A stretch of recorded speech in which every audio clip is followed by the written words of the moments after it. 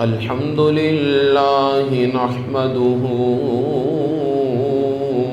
ونستعينه ونستغفره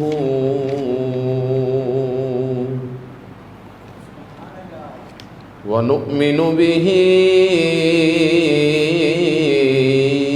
ونتوكل عليه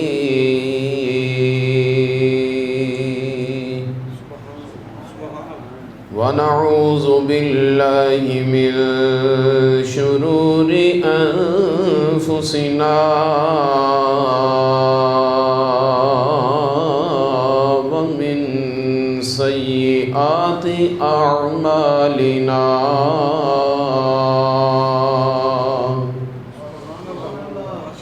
من يهده الله فلا مضل له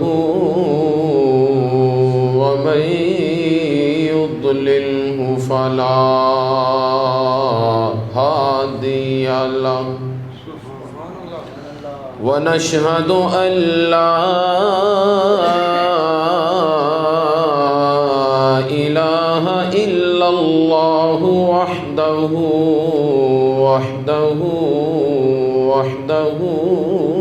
لا شريك له ونشهد أن سيدنا وسندنا محبوبنا ومطلوبنا ومقصودنا وموجودنا ومحبوب معبودنا ومطلوب ربنا أعلانا وأولانا ومولانا سيدنا وسندنا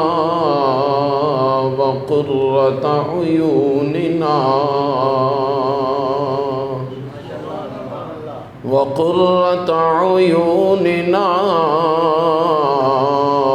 وسبب تغفير ذنوبنا وعلة تكميل حسناتنا سيدنا ومولانا وملجأنا ومأوانا حاضرنا وناظرنا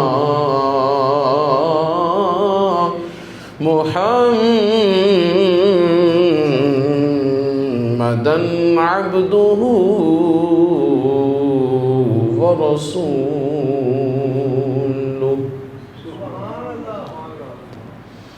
أما بعد فأعوذ بالله من الشيطان الرجيم بسم الله الرحمن الرحيم وعلمك ما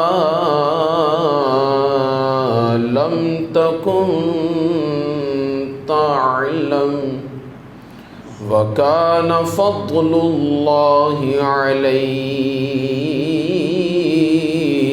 عظيما صدق الله مولانا العظيم وبلغنا رسوله النبي الكريم الأمين إن الله وملائكته يصلون على النبي يا أيها الذين آمنوا صلوا عليه وسلموا تسليما الصلاة والسلام عليك يا رسول الله وعلى آلك وأصحابك يا حبیب اللہ الصلاة والسلام علیک یا رسول اللہ وعلی آلک واصحابک یا حبیب اللہ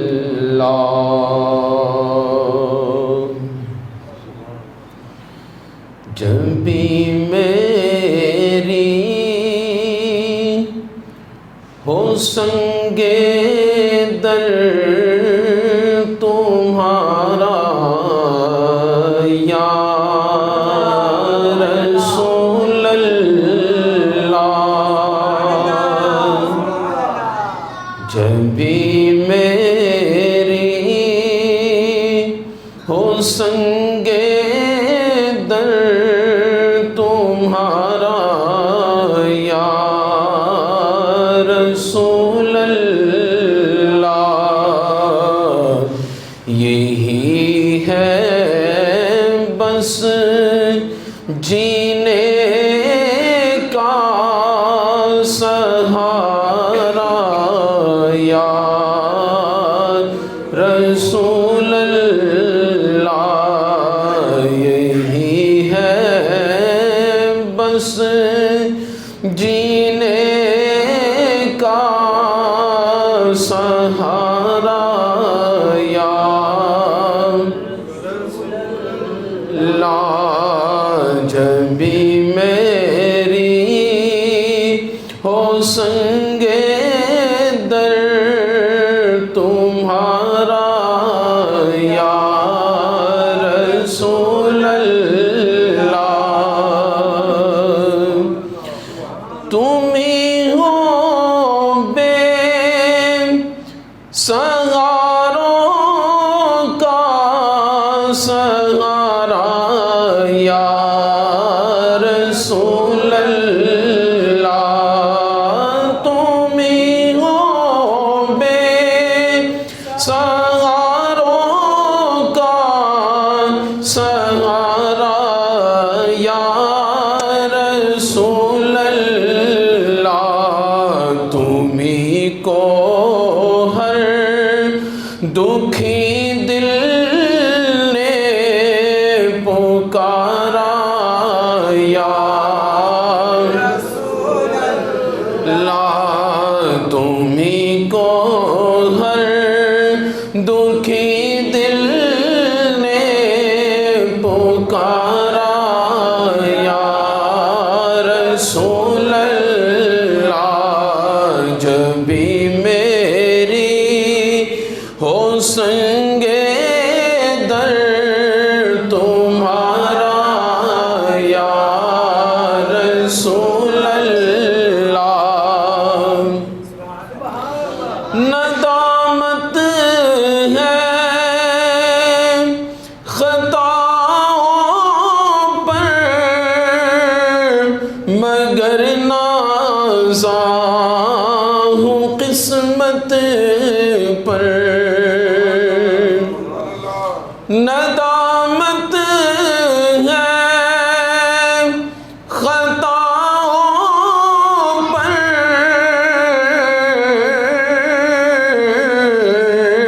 مگر نازاں ہوں قسمت پر میرے ہاتھ میں دامن ہے تمہارا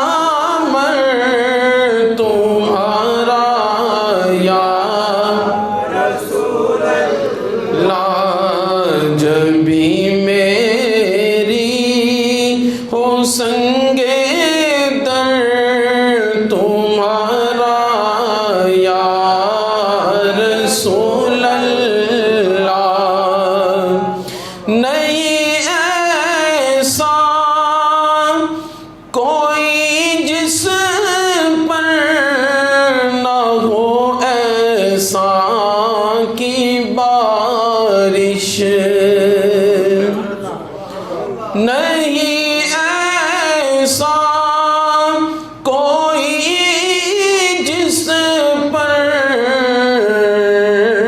نہ ہو احسان کی بارش تیرے ٹکڑوں پہ ہے سب کا گزارا یا رسول اللہ تیرے ٹکڑوں پہ ہے سب کا گزارا یا رسول اللہ تکبیر نعرہ رسالت نعرہ تحقیق نعرہ حیدری نعرہ غوثیہ تاجدار ختم نبوت زندہ تاجدار ختم نبوت زندہ جب بھی میری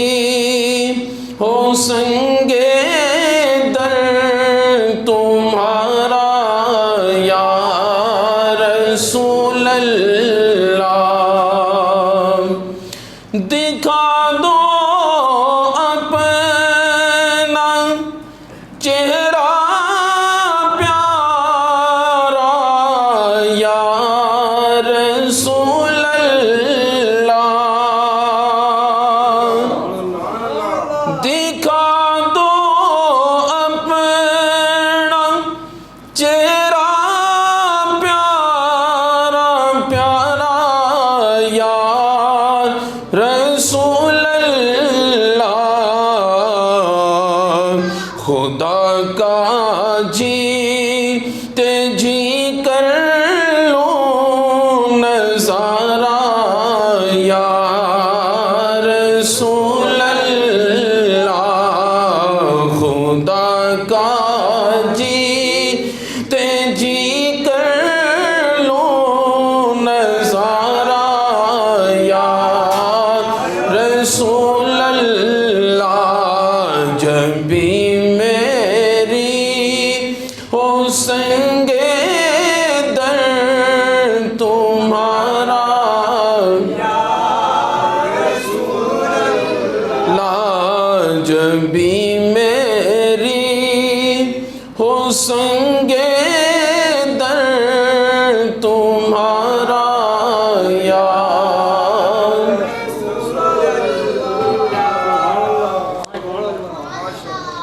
اللہ تبارک و تعالی جل مجدہ الکریم کی حمد و ثنا حضور نبی کریم رؤوف الرحیم تاجدار مدینہ سرور قلب و سینہ سید الانبیاء امام الانبیاء حبیب کبریاء علیہ التحیۃ والثناء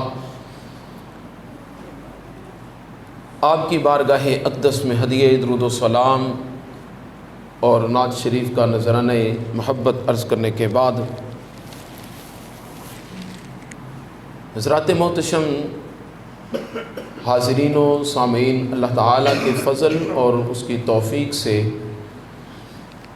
جمعۃ المبارک کی ادائیگی کے لیے ہم سب یہاں حاضر اور موجود ہیں۔ اللہ تعالیٰ ہم سب کی اس حاضری کو اپنی بارگاہ عالیہ میں شرف قبولیت عطا فرمائے اور ہم سب کو حق سچ بیان کرنے، سن سنا کر اس پر عمل کرنے کی توفیق عطا فرمائے۔ گفتگو کے دوران کسی قسم کی غلطی کوتاہی کی صورت میں اللہ تعالیٰ سے توبہ اور استغفار کا طالب ہوں۔ اللہ تعالیٰ آپ کو اور مجھے ہم سب کو اپنی بارگاہ اقدس سے بخشش اور مغفرت کا پروانہ نصیب فرمائے۔ اللہم ارنا الحق حقا وارزقنا اتباعہ، اللہم ارنا الباطل باطلا وارزقنا اجتنابہ۔ اے اللہ ہمارے لیے حق کو حق بنا کر واضح فرما دے اور ہم سب کو اس حق کی پھر اتباع کرنے کی توفیق عطا فرما۔ باطل کو اے اللہ ہمارے سامنے واضح فرما دے اور پھر باطل سے ہم سب کو اجتناب کرنے کی توفیق عطا فرما۔ معزز حاضرین،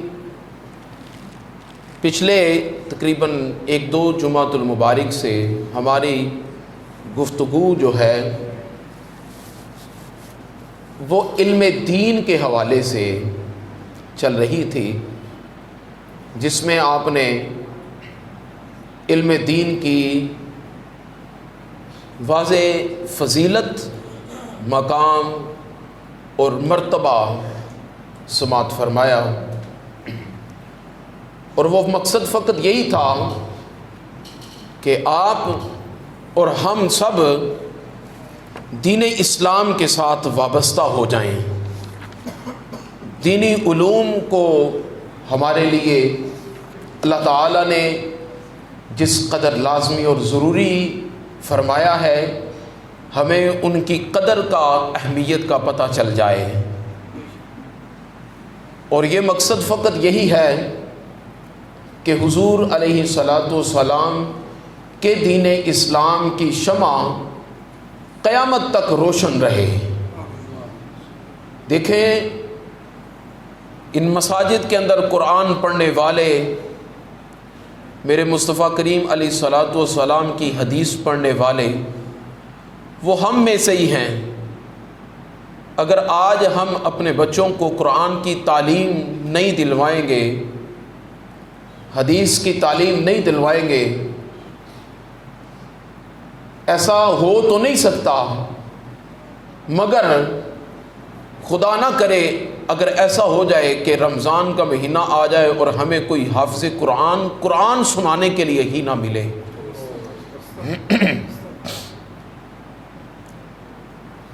ہمیں حق کا درس دینے کے لیے، حضور علیہ الصلاۃ والسلام کی احادیث سنانے کے لیے کوئی صحیح، معتمد اور مستند اور صحیح العقیدہ عالم دین ہی نہ ملے، تو یہ کتنی ایک ہمارے لیے المناک صورتحال ہے۔ اس لیے اپنے بچوں کو اور اپنی نسل میں کم از کم، اپنے گھر میں کم از کم ایک بچہ ایسا لازمی ہونا چاہیے کہ جسے دین کا علم سکھا کر اسے دین کی ترویج کے لیے جب وہ اس میں مشغول کیا جائے، مصروف کیا جائے۔ ہر گھر کے اندر تقریباً ایک فرد ایسا، ایک بچہ ایسا لازمی ہونا چاہیے جو گھر کے لوگوں کو دین کی تعلیم دے، دین سکھائے اور دین کو عام کرنے کی کوشش کرے ہر گھر میں۔ آپ جانتے ہیں کہ جس طرح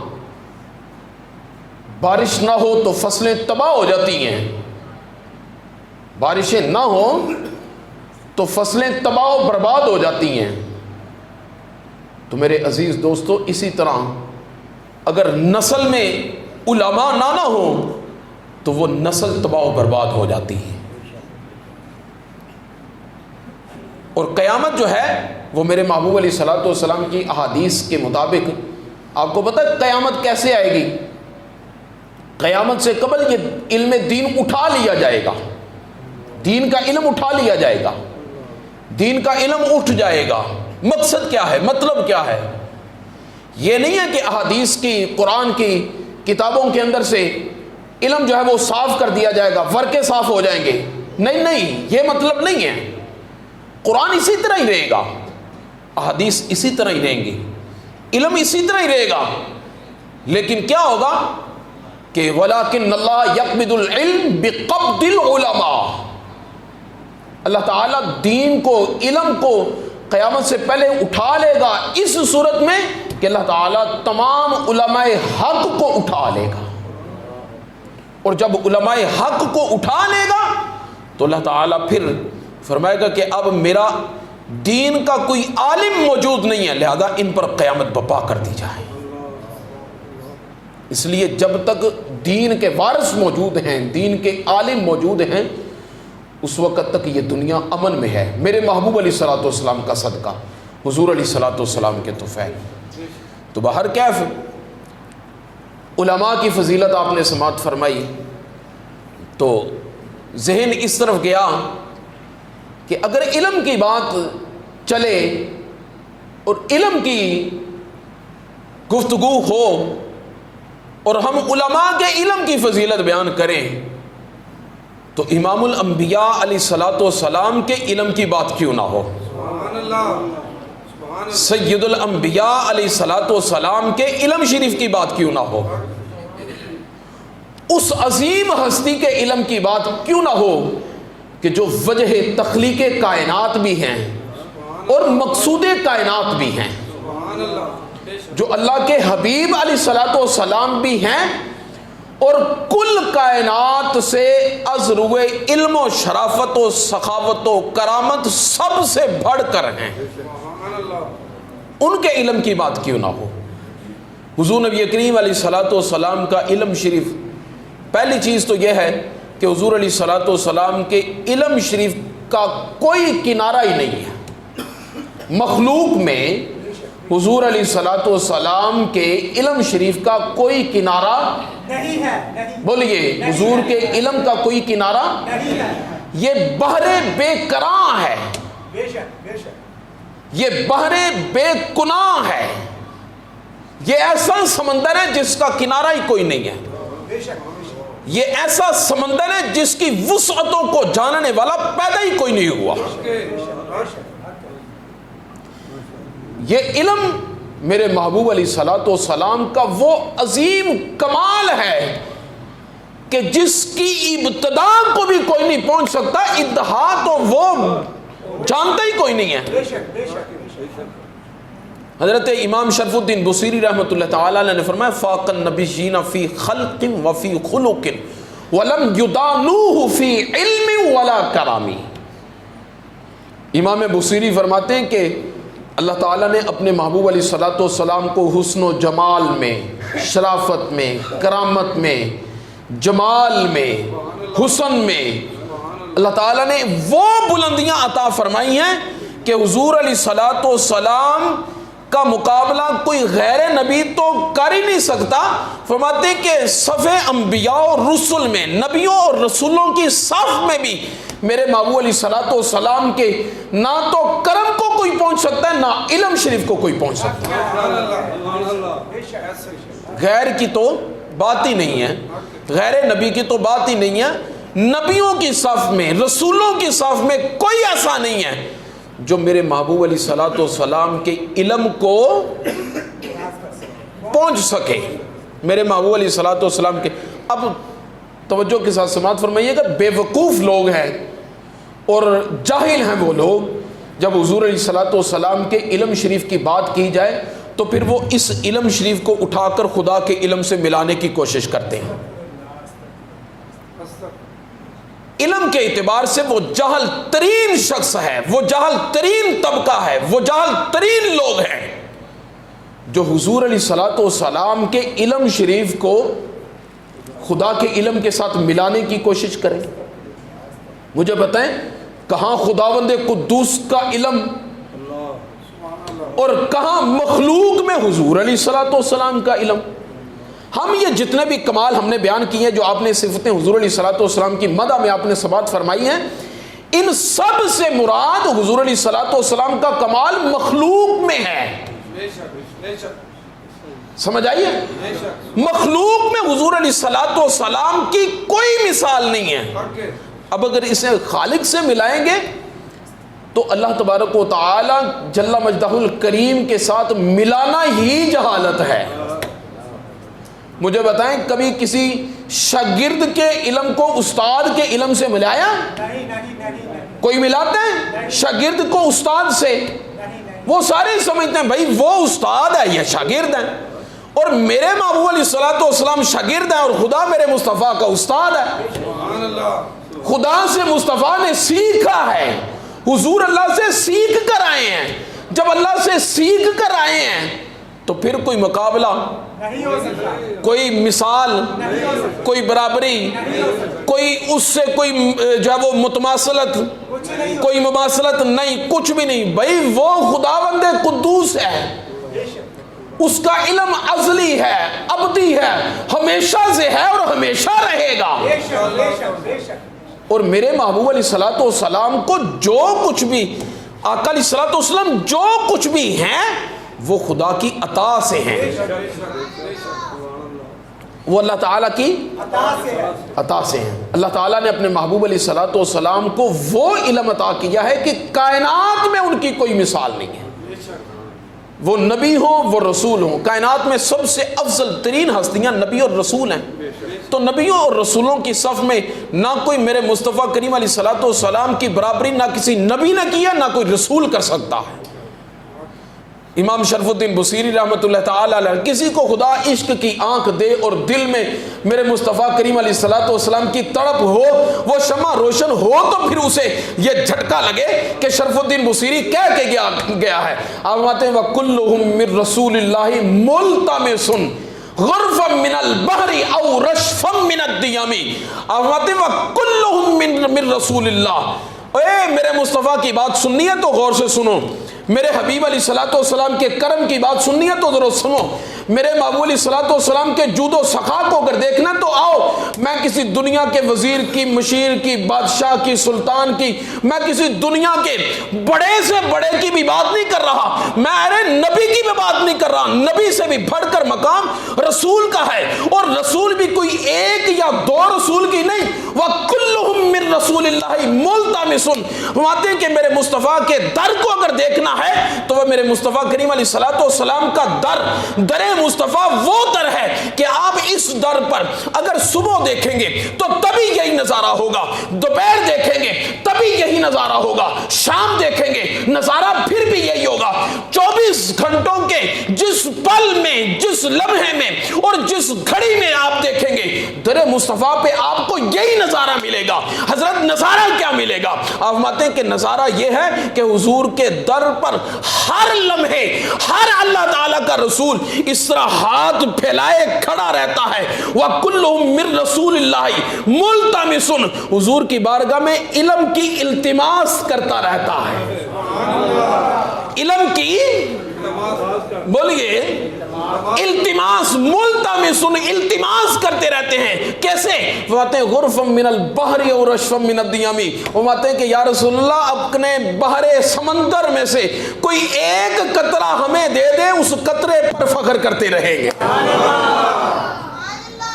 زیادہ نہیں مانگ رہے، زیادہ نہیں مانگ رہے، حضور ایک قطرہ دے دے، آپ کی بارگاہ سے ایک قطرہ مل جائے تو کائنات کے اندر ہم بھی ممتاز کہلائیں گے۔ یہ کون کہہ رہے ہیں؟ بولیے، بیٹھے ہیں نا، سمجھ آئی ہے کہ نہیں؟ تو بولیں یہ اعزاز کن کو حاصل ہے؟ رسولوں کو۔ یہ شرف کن کو حاصل ہے؟ رسولوں کو، اور اس اعزاز پر وہ فخر کرتے ہیں۔ بارکیف عزیزان گرامی قدر، میرے محبوب علیہ الصلوۃ والسلام کے علم شریف کی کوئی حد نہیں ہے۔ لوگ حضور علیہ الصلوۃ والسلام کا علم شریف جب بیان کرتے ہیں، میں کہتا ہوں آقا کریم علیہ الصلوۃ والسلام کے علم شریف کی تو کوئی بات کر ہی نہیں سکتا۔ کائنات میں حضور علیہ الصلوۃ والسلام کے علم شریف کو اگر کوئی بیان کرنا چاہے، جب سے میرے محبوب علیہ الصلوۃ والسلام کی یہ کائنات بنی ہے، وہ پہلی کتابوں میں بھی اللہ تعالیٰ نے محبوب علیہ الصلوۃ والسلام کی صفتیں پہلی کتابوں میں بھی بیان فرمائی، ان پہلی کتابوں میں بھی وہ بھی بیان کرتے رہے۔ پھر حضور علیہ الصلوۃ والسلام کی بعثت طیبہ کے بعد، آپ کی آمد شریف کے بعد تب سے لے کے 1500 سال ہو گئے ہیں، ہر مفسر اپنی تفسیر میں حضور کے اوصاف لکھ رہا ہے، ہر محدث اپنی حدیث میں حضور علیہ الصلوۃ والسلام شرح میں جو وہ حضور کے اوصاف لکھ رہا ہے۔ کتابیں بھر گئی ہیں، کتابیں بھر گئی ہیں۔ لو کان البحر مدادا لکلمات ربی لنفد البحر قبل ان تنفد کلمات ربی۔ اللہ تعالیٰ فرماتے ہیں کہ میں نے محبوب علیہ الصلوۃ والسلام کو جو عظمت عطا کی ہے، وہ عظمت کا اندازہ آپ صرف اس جملے سے لگا لیں کہ لو لنفد البحر قبل ان تنفد کلمات ربی، میں نے مصطفیٰ کو جو عظمت عطا کی ہے جو آقا علیہ الصلوۃ والسلام کو جو شرف عطا کی ہے، اگر کائنات کے اندر سے کوئی اٹھے اور کہے کہ میں اس عظمت کو رائٹ آن کروں، لکھوں، اسے احاطہ تحریر میں لاؤں، فرماتے ہیں کہ میری رحمت کے سارے سمندر اس کے لیے سیاہی بن جائیں، اور روئے ارض پر جتنے درخت ہیں وہ سارے کے سارے قلم بن جائیں، فرمایا دریا سمندر سوکھ جائیں گے، خشک ہو جائیں گے، قلمیں ٹوٹ جائیں گی، لیکن میرے مصطفیٰ کریم علیہ الصلوۃ والسلام کے روح اقدس کے ایک بال کی بھی تعریف مکمل نہیں ہو سکتی۔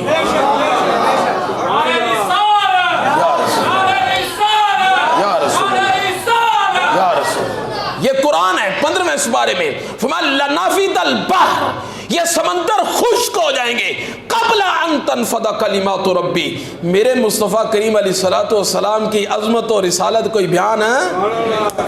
اس کلمات ربی سے عظمت مصطفیٰ مراد ہے۔ اب اگر اس طرف میں جاؤں تو ٹائم تھوڑا میرے پاس، ورنہ کلمات ربی یہ مکمل ایک یہ بھی مضمون ہے۔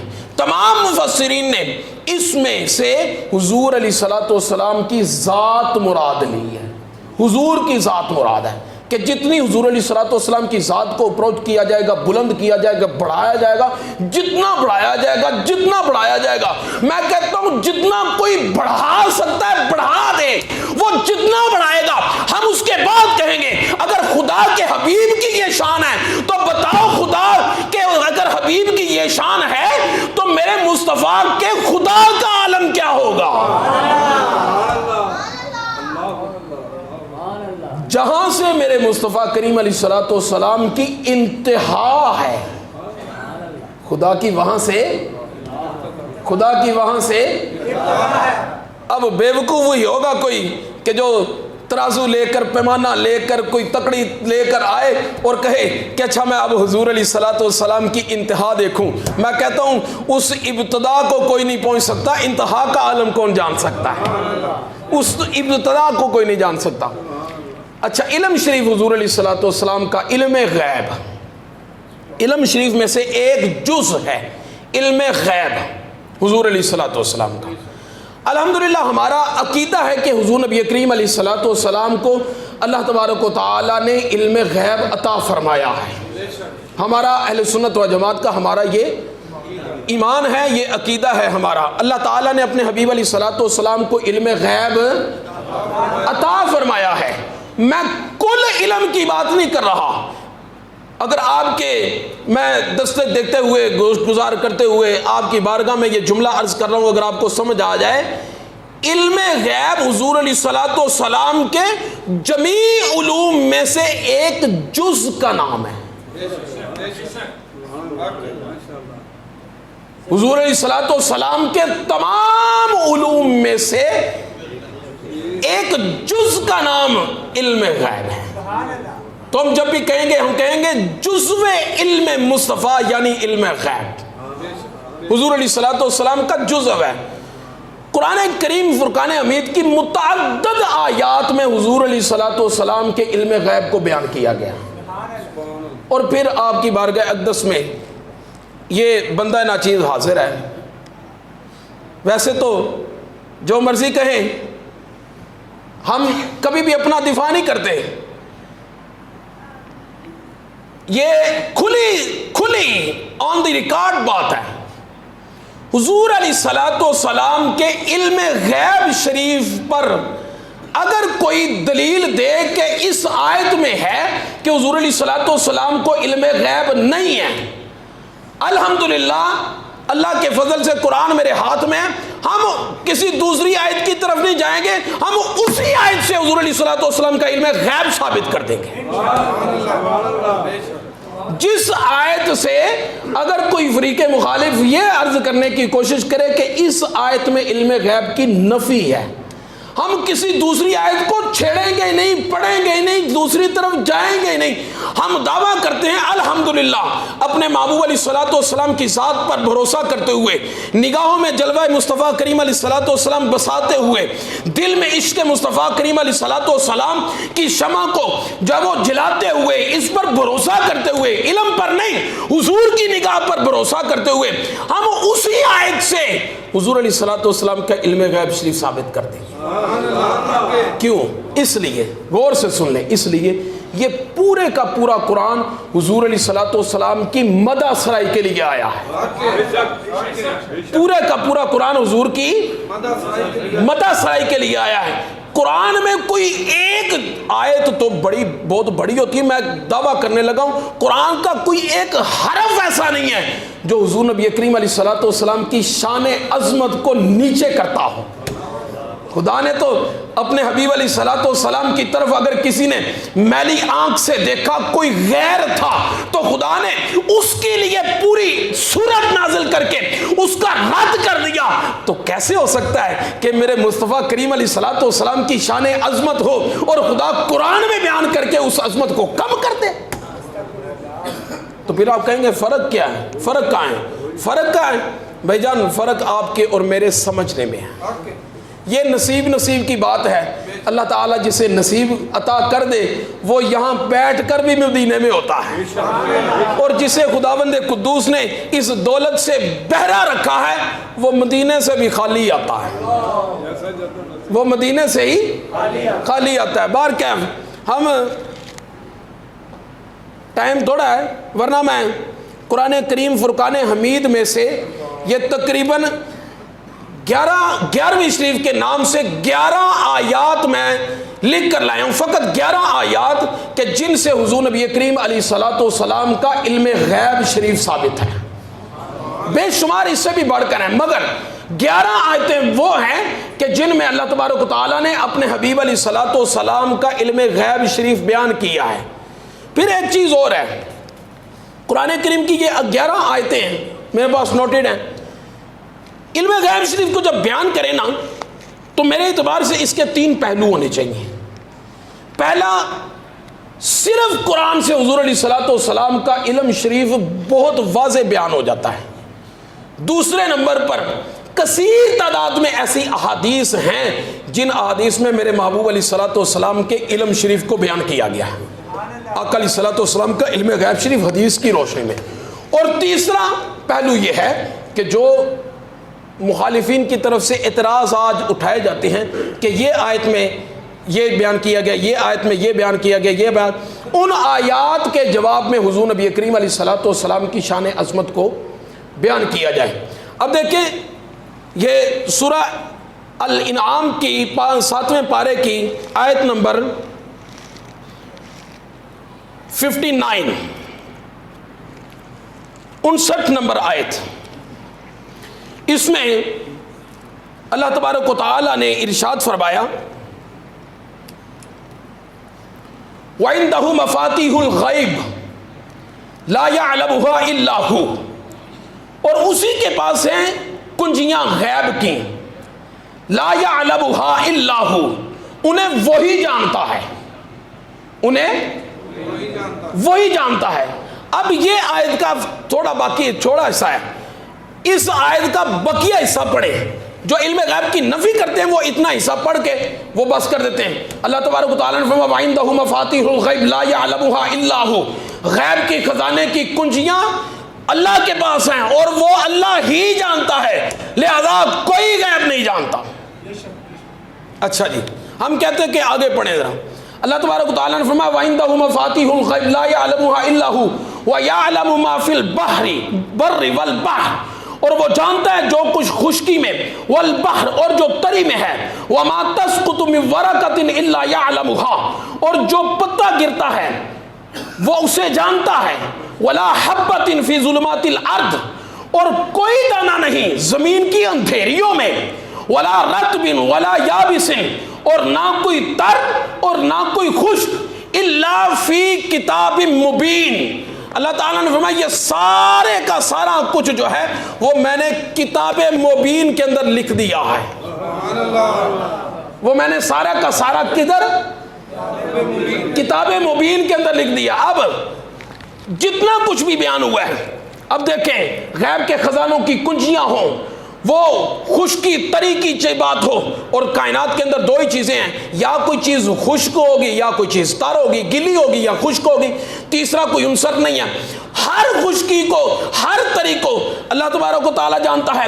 فی ظلمات البر ارض، فرمایا کہ زمین کے اندھیروں کے اندر، یعنی زمین کے پیٹ میں ساتوں زمینوں کے اندر بھی اگر کوئی چیز ہوگی تو اللہ تبارک و تعالیٰ نے فرمایا میں وہ جانتا ہوں، مجھے پتہ ہے۔ پھر فرمایا ولا رطب ولا یابس وما تسقط من ورقۃ الا يعلمها، درخت سے پتا بعد میں گرتا ہے، اللہ تعالیٰ فرماتا ہے مجھے اس کا پہلے علم ہوتا ہے۔ فرمایا کہ یہ سارے کے سارے غیب کے علم ہیں، لیکن اللہ تعالیٰ نے اینڈ میں فرمایا کہ یہ سارے کے سارے غیب کے علم میں نے قرآن میں لکھ دیے ہیں، میں نے یہ سارے کے سارے علم قرآن میں لکھ دیے ہیں۔ اچھا جی، پھر آگے اب 12واں سپارہ پہلی آیت، اللہ تبارک و تعالیٰ نے کیا فرمایا؟ وَمَا مِن دَابَّةٍ فِي الْأَرْضِ إِلَّا عَلَى اللَّهِ رِزْقُهَا، اور زمین پر چلنے والا کوئی ایسا نہیں جس کا رزق اللہ کے ذمہ کرم پر نہ ہو۔ وَيَعْلَمُ مُسْتَقَرَّهَا، اور جانتا ہے کہ کہاں ٹھہرے گا، وَمُسْتَوْدَعَهَا، اور کس کے سپرد کیا جائے گا۔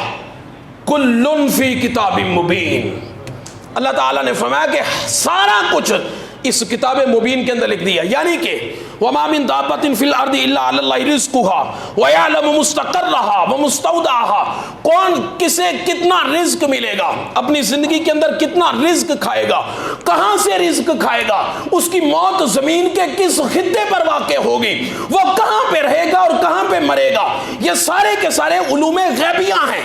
فرمایا کہ یہ بھی کل فی کتاب مبین، اللہ تعالیٰ نے فرمایا کہ یہ سارے کے سارے میں نے علوم کے کہاں پہ لکھ دیے؟ کتاب مبین میں۔ اب کتاب مبین کیا ہے؟ کتاب مبین 6 سپارے میں اللہ تبارک و تعالیٰ نے فرمایا قد جاءکم من اللہ نور و کتاب مبین، تحقیق تمہارے پاس آ گیا اللہ کی طرف سے نور، اللہ کی طرف سے نور، و کتاب مبین، اور کتاب مبین۔ پتہ چلا کہ کتاب مبین سے کیا مراد ہے؟ کتاب مبین سے کیا مراد ہے؟ قرآن پاک۔ اللہ تبارک و تعالیٰ نے پھر آگے بیان فرمایا، سورہ الرحمن 27واں سپارہ، اللہ تعالیٰ نے فرمایا الرحمن علم القرآن خلق الانسان علمہ البیان۔ اللہ تبارک و تعالیٰ نے فرمایا رحمان علم القرآن، نے اپنے محبوب کو سکھایا قرآن۔ رحمان نے سکھایا اپنے محبوب کو قرآن۔ خلق الانسان، پھر انسانیت کی جان محمد صلی اللہ علیہ وسلم کو پیدا کیا۔ انسان کے اوپر بھی بڑی لمبی گفتگو ہے، اہل علم جانتے ہیں، کوئی انشاءاللہ تعالیٰ اس پر بات نہیں کر سکتا، یا تو عام انسان مراد نہیں، عام انسان مراد نہیں ہے، انسان پر الف لام یہ معرفے کا ہے، اور معرفے کا الف لام جو ہے وہ عام انسان کو دوسرے انسانوں سے ممتاز کر کے انسانیت کی جان کا ذکر کیا جا رہا ہے۔ خلق الانسان، ویسے تو ساری انسانیت کو خدا نے بیان کیا ہے، پیدا کیا ہے، مگر خدا فرماتا ہے کہ میں نے جس کو بھی پیدا کیا میں نے کیا، مگر جس کو پیدا کرنے پر مجھے فخر ہے میں نے اسی کا ذکر کیا ہے۔ خلق الانسان، انسانیت کی جان سرور کائنات علیہ الصلوۃ والسلام کو پیدا فرمایا، پھر کیا کیا؟ کہا علمہ البیان، علمہ البیان۔ اللہ تبارک و تعالیٰ فرماتا ہے کہ پھر میں نے مصطفیٰ کریم علیہ الصلوۃ والسلام کو جمیع بیانات سکھائے، اپنے محبوب علیہ الصلوۃ والسلام کو بیان سکھائے۔ اب اگر اس میں وہ تفسیر خازن اٹھا کر دیکھیں، علمہ البیان ای بیان و ما کان وما یکون، تفسیر خازن کی 7ویں جلد کے پہلے صفحے پر امام نے لکھا کہ بیان سے مراد کیا ہے؟ فرماتے ہیں کہ اللہ تبارک و تعالیٰ نے جب اپنے حبیب علیہ الصلوۃ والسلام کو قرآن سکھایا تو قرآن سکھا کر اللہ تعالیٰ نے اپنے حبیب علیہ الصلوۃ والسلام کو بیان سکھایا۔ یہ بیان کیا تھا؟ فرماتے ہیں کہ جو کچھ حضور سے پہلے ہو چکا، جو کچھ حضور علیہ الصلوۃ والسلام سے پہلے ہو چکا وہ بھی، اور قیامت تک اور بعد از قیامت بھی جو بھی ہوگا، اللہ تعالیٰ نے اپنے حبیب علیہ الصلوۃ والسلام کو اس بیان کے اندر سارا کچھ سکھا دیا ہے۔ اپنے حبیب علیہ الصلوۃ والسلام کو اس بیان کے اندر وہ سارا کچھ سکھا دیا۔ یہ تقریباً میرے پاس 11 آیتیں ہیں، اس میں سے آخری آیت ہم پڑھتے ہیں کہ اللہ تبارک و تعالیٰ نے یہ سورہ تکویر کی، وما ہوا علی الغیب بضنین، اللہ تعالیٰ نے فرمایا سورہ تکویر کی آیت نمبر 24، اس میں ارشاد فرمایا وما ہوا علی الغیب بضنین، میں نے مصطفیٰ کریم علیہ الصلوۃ والسلام کو جو غیب عطا کیا ہے، تو جو ہے حبیب علیہ الصلوۃ والسلام کو جو غیب عطا کیا ہے، وما ہوا علی الغیب بضنین، میرے محبوب علیہ الصلوۃ والسلام یہ غیب کی باتیں بتانے پر بخل نہیں کرتے، غیب بتانے پر بخل یہ بخل ضد ہے فراوانی کی، فراوانی کی یہ ضد ہے، اور بخل کا الٹ فراوانی ہے، یعنی کہ اللہ تعالیٰ بتانا یہ چاہتا ہے کہ میرے حبیب علیہ الصلوۃ والسلام غیب بتانے پر بخیل نہیں ہے۔ مطلب کیا کہ حضور علیہ الصلوۃ والسلام کے سامنے جب غیب کا معاملہ آ جائے تو آقا علیہ الصلوۃ والسلام بڑی فراوانی کے ساتھ ان لوگوں کو بیان کرتے ہیں، کھل کے بیان کرتے ہیں۔ تو عزیزان گرامی قدر، یہ قرآن سارے کا سارا میرے محبوب علیہ الصلوۃ والسلام کی نعت ہے، میرے حبیب علیہ الصلوۃ والسلام کی شان عظمت ہے۔ یہ مت سوچئے گا، کسی گمان میں نہ آئے، کوئی پچھلے درجے میں بھی مت سوچئے کہ قرآن سے نکلے اور حضور علیہ الصلوۃ والسلام کی عظمت کوئی کم کر جائے، نہیں، ایسا نہیں ہو سکتا۔ عزیزان گرامی قدر، انشاءاللہ تعالیٰ اپنی حد میں رہتے ہوئے انشاءاللہ اگلے جمعے ہم احادیث کی صورت میں آقا علیہ الصلوۃ والسلام کا یہ علم غیب شریف عرض کرنے کی کوشش کریں گے۔ اللہ تعالیٰ ہم سب کو عمل کرنے کی توفیق نصیب فرمائے۔